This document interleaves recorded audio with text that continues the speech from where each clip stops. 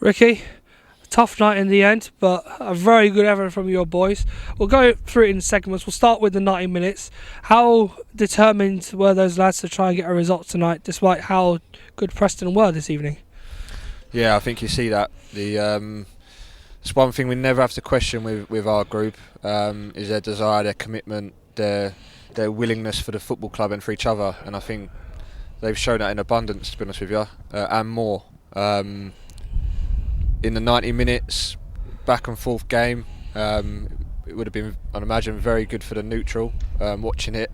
Could have gone either way, to be fair, over the 90 minutes. I thought we just about shaded it at times. But then going into extra time, we had some half chances in and around the box, few set pieces, just didn't quite go our way. We couldn't quite make enough of the moments we did create.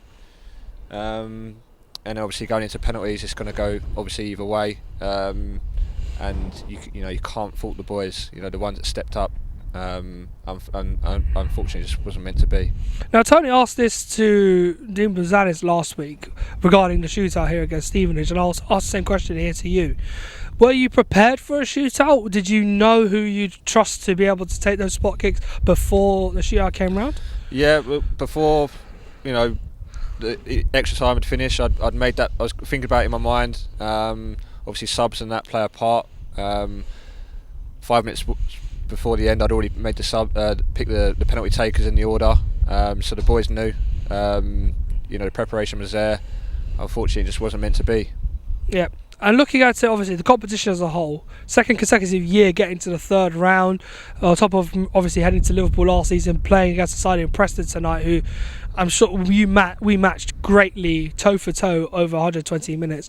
How proud do you feel seeing that your academy is developing not only the tenacity and the belief, but also the ability to go up against these sides and say, we can take you on a night like this? It's unbelievable. It's ridiculous, really. First and foremost, the credit goes to the players. The players are the ones out on the pitch over the last 4 years, in terms of getting to the third round 3 times. It's down to the players. As an academy, it's just ridiculous. For a club like ours to be competing with the likes of Preston North End, a big championship club, and we're gutted and devastated we've not got through tonight. I mentioned it after the last game. We've beaten Stevenage this journey, we've beaten Gillingham, and it's almost become the norm. It's crazy, and again, it's down to the players. As staff, we work unbelievably hard behind the scenes. Marvin, what he's put in place here, it's a great academy to be at.